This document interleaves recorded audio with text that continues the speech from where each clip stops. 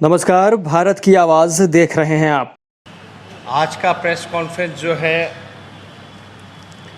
जातिगत जनगणना को लेकर के आप लोग सब लोग जान रहे हैं कि हम लोगों की मांग रही है शुरुआत से ही। इसी विषय पे आज हम लोग करने जा रहे हैं। जातिगत जनगणना को लेकर के सदन से लेकर के सड़क तक राष्ट्रीय जनता दल के सभी लोगों ने संघर्ष किया और बिहार विधानसभा में एक बार नहीं बल्कि 2 बार सर्वसम्मति से सभी दल इंक्लूडिंग भारतीय जनता पार्टी भी विधानसभा से प्रस्ताव 2 बारी जो है केंद्र सरकार को भेजने का काम किया गया। एक बार नहीं बल्कि 2 बार। पिछले मॉनसून सत्र में आप सब लोगों ने देखा होगा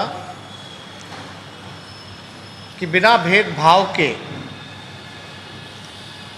बिना मतभेद के हम लोगों की मांग थी कि भाई जब 2 बार बिहार विधानसभा से पारित हो चुका है जातिगत जनगणना को लेकर के, भले ही मुख्यमंत्री जी के नेतृत्व में सभी बिहार के जितने भी दल विधानसभा में जिन लोगों ने पारित किया, एक कमेटी बना करके प्रधानमंत्री जी से मिलने हम लोग चलें और जातिगत जनगणना की मांग जो रही है उसको जो है उंगली जामा हम लोग पहनाने का काम करें। हम लोग पिछली बार मॉनसून सत्र में हम खुद स्वयं सभी विपक्षी दलों के साथ, चाहे लेफ्ट पार्टियां हों, कांग्रेस पार्टी हो, आरजेडी, हम सभी जितने नेता थे मुख्यमंत्री जी से जाकर के मिले और माननीय मुख्यमंत्री नीतीश कुमार जी ने ये आश्वासन दिया कि आपकी मांग पे हम जो है प्रधानमंत्री जी से समय मांगेंगे। 4 तारीख को माननीय मुख्यमंत्री जी ने पत्र लिख करके प्रधानमंत्री जी से समय मांगा है। आज लगभग जो है 1 हफ्ता से ज़्यादा हो चुका है, लेकिन अब तक प्रधानमंत्री द्वारा समय हम लोगों को नहीं मिला। हमारी दूसरी ये भी मांग थी कि अगर केंद्र सरकार मना करती है तो राज्य सरकार, जैसे कर्नाटका राज्य ने अपने तर्ज पर जातिगत जनगणना कराई है, उसी तर्ज पे बिहार सरकार भी ऐलान करे कि वो जातिगत जनगणना जो है वो कराने का काम करेगी। प्रधानमंत्री जी बंगाल के मुख्यमंत्री से मिल रहे हैं, पंजाब के मुख्यमंत्री से मिल रहे हैं और लोकसभा के चुनाव में बिहार ने सबसे ज़्यादा 40 में से 39 सीटें जो हैं वो एनडीए को देने का काम किया। यानी लगभग सारी सीटें जिस राज्य ने एनडीए सरकार को देने का काम किया, उस राज्य के मुख्यमंत्री आदरणीय नीतीश कुमार जी को समय क्यों नहीं दे रहे, ये नीतीश जी समझें। लेकिन हम सब लोग चाहते थे कि हम लोग सब लोग जाएं। अब तो विलम्ब हो रहा है। अभी कुछ दिन पहले जो है पार्लियामेंट में भी एक सवाल पूछा गया, जहां केंद्र सरकार ने जवाब दिया है जातिगत जनगणना को लेकर के। ये श्री विशंबर प्रसाद निषाद जी ने, जो एमपी हैं, यूपी से आते हैं, उन्होंने सवाल पूछा पार्लियामेंट में। इसमें साफ तौर पे केंद्र सरकार ने जवाब दिया, the government of India decided not to enumerate caste wise population with other than SCs and STs in census as a matter of policy after independence। यानी साफ तौर पे जो है केंद्र सरकार जो है मना करती है पार्लियामेंट में, सदन में, कि आफ्टर इंडिपेंडेंस जो है पॉलिसी के चक्कर में हम जो है कास्ट सेंसस जो है वो नहीं कर सकते।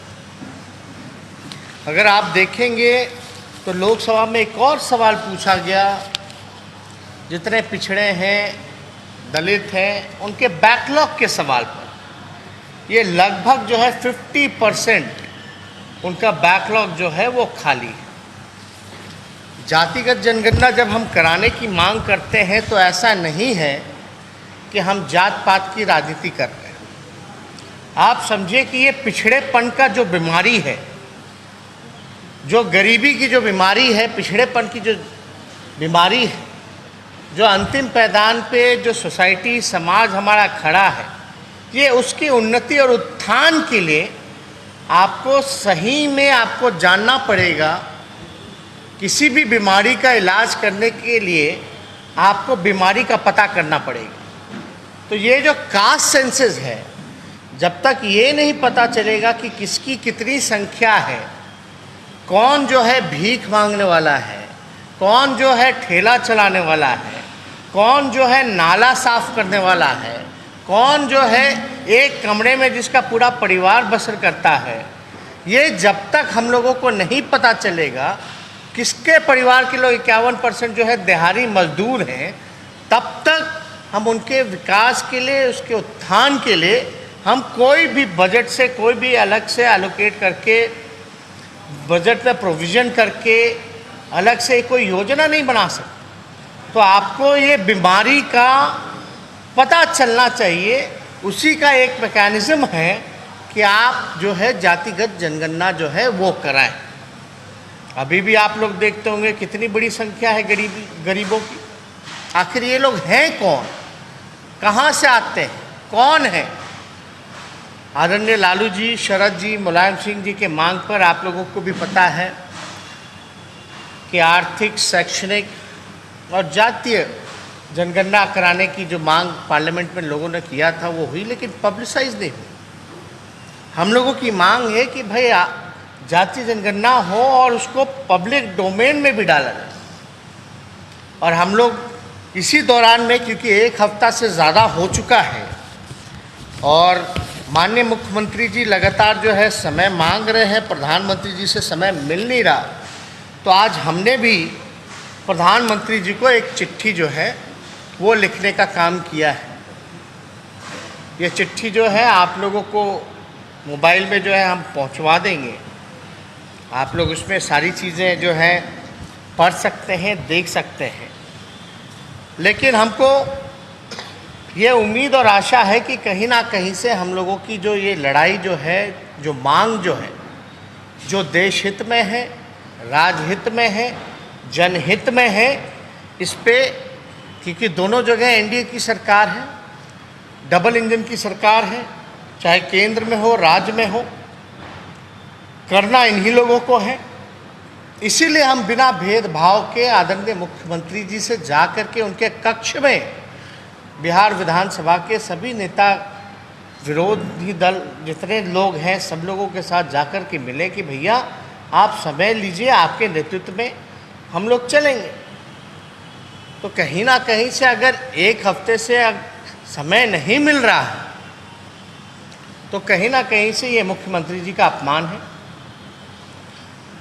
क्योंकि प्रधानमंत्री जी का हम ट्वीट हैंडल देखते हैं तो लगातार औरों से मिलने का समय है, लेकिन इतने महत्वपूर्ण इशू पर अगर उनको नीतीश कुमार जी को पूरे बिहार विधानसभा के जितने दल हैं उनके नेताओं का एक डेलीगेशन मिलना चाहता है, अगर नहीं मिल पा रहे तो कहीं ना कहीं से जो है, अब ये ज़्यादा हम नहीं बता सकते, लेकिन अब तक तो समय मिल जाना चाहिए।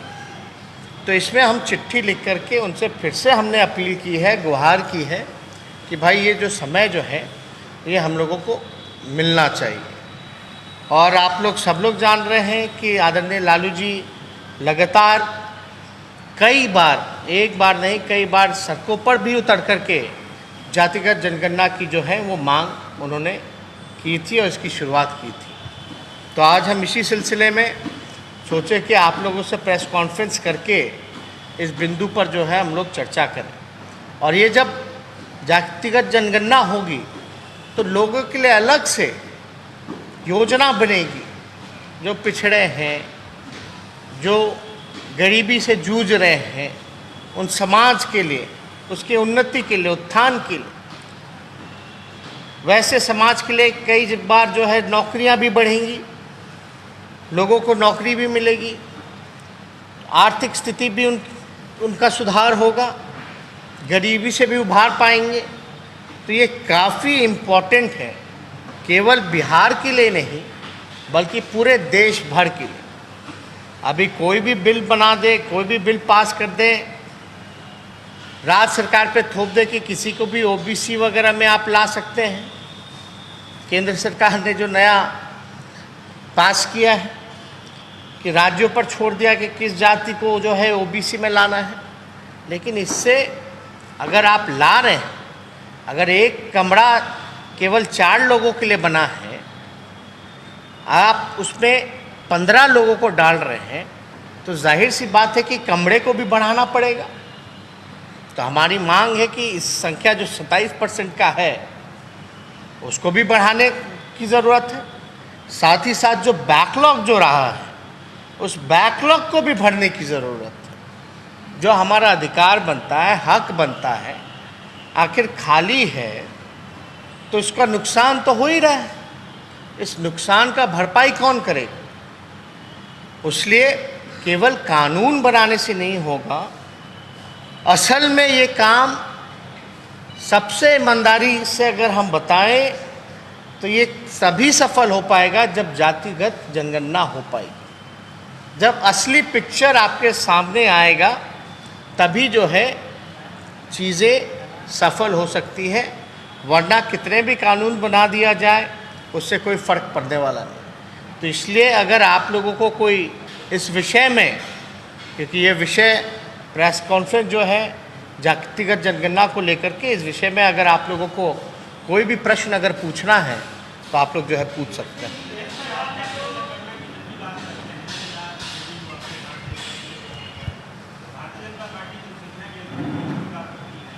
नहीं, आप देखिए ना, बोलने से क्या फ़र्क पड़ता है। सदन में तो भारतीय जनता पार्टी ने सर्वसम्मति से पास किया ना, एक बार नहीं 2 बार। तो हम तो उसी चीज़ को हम बोल रहे हैं कि भाई जब सर्वसम्मति से जब पास हो ही गया है, प्रस्ताव हम लोगों ने भेज ही दिया है, तो प्रधानमंत्री जी से मिल कर के बता दें भाई। हम लोग कम से कम मिल के मांग तो कर ही सकते हैं प्रधानमंत्री जी से।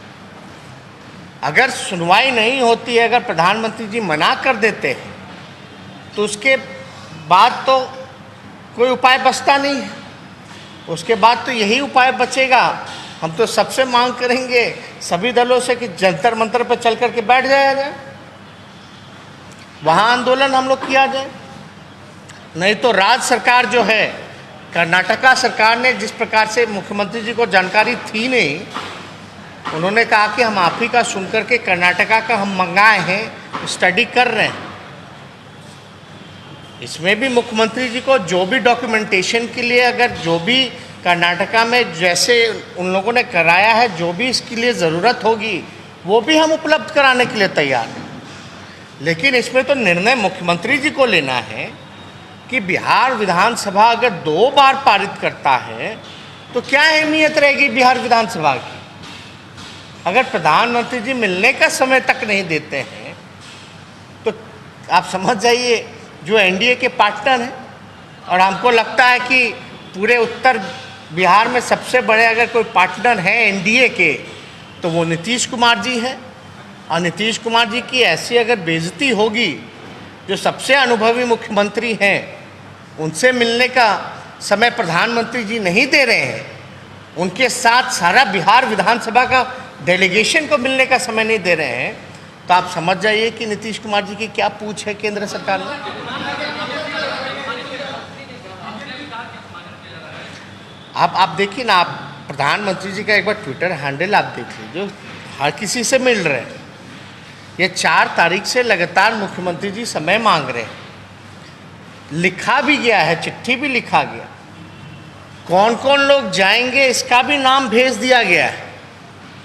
फिर भी अगर समय नहीं मिल रहा है, एक होता ना कि भाई फलना तारीख को मिलेंगे, वो भी तो नहीं बताया गया कि 1 महीने बाद मिलेंगे या 10 दिन बाद मिलेंगे या 15 दिन बाद मिलेंगे। ये तक अब तक सूचित नहीं किया गया। नहीं, धरना तो वो तो बाद में, अगर कोई विकल्प नहीं है तो हम तो भाई, तो जाहिर सी बात है, अगर बिहार विधानसभा से कोई चीज़ सर्वसम्मति सर्वदलीय पास हुआ है तो जाहिर सी बात है हम तो बैठेंगे, सब लोगों को बैठना चाहिए। अगर आपको हमारा ये वीडियो अच्छा लगा है तो प्लीज़ लाइक, शेयर और सब्सक्राइब करना ना भूलें।